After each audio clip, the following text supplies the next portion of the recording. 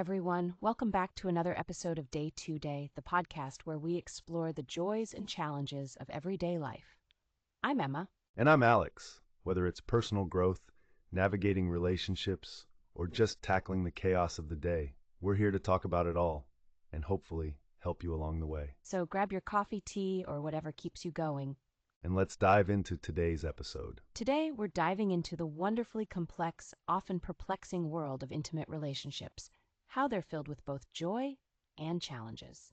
Right, and to make it relatable, let's imagine it's like going for a long trek to see a beautiful view.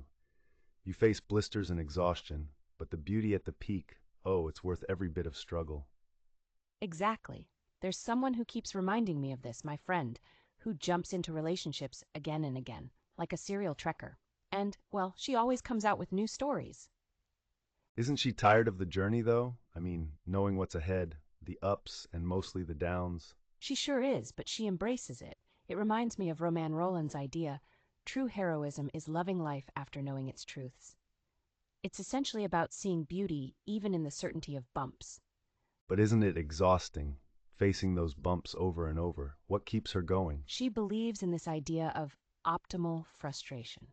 You know, it's exactly like the right amount of challenge that helps you grow but doesn't crush you.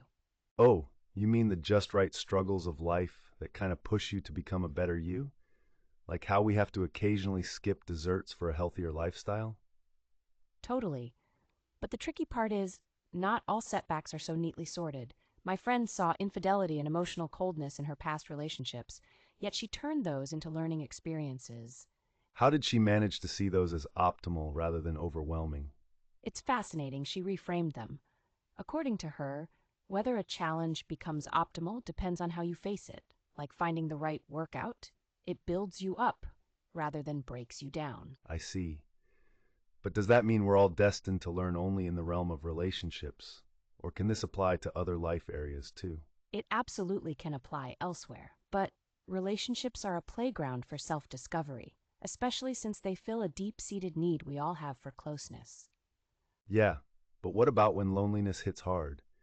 Some might choose to play the avoidance card, stay single to dodge potential pain. Well, that pursuit of safety can backfire, creating other pains like amplified loneliness. It's a bit like locking a garden gate to keep critters out but letting weeds overgrow. A fine balance to strike, indeed. So why do some manage these struggles better than others?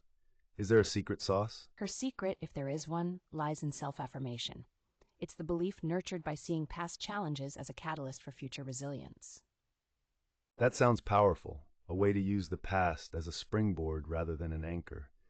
But shouldn't we also avoid romanticizing struggles? Absolutely. And keeping perspective helps. We need to remember the sunlit moments in relationships to balance out the shadowy parts.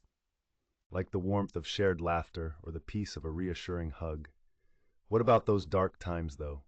Don't they overshadow the light? They can, but recalling those sunny patches fosters resilience. It's like recalling the joy of the views on a trek whenever you're faced with blistering trails. So essentially, it's about teaching ourselves to endure with an open heart. Wouldn't love be quite like tending a garden, constant but rewarding labor? Perfect analogy. And just as with a garden, loving relationships need nourishment, even from memories of beautiful sunsets you've shared, to realize that future blooms are possible. And actively seeking out that social support is like keeping a watering can handy. Share your woes, refresh your spirit, and grow, right? Exactly. Never underestimate the power of friendship chats and family bonding. These hold us firm during relational gales. It sounds like the message is, embrace love's thorns along with its roses. It's not about striving for perfection, but rather perfecting the art of persistence. Yes, and understanding that it's about managing expectations, seeing a new relationship as an addition, not a cure-all.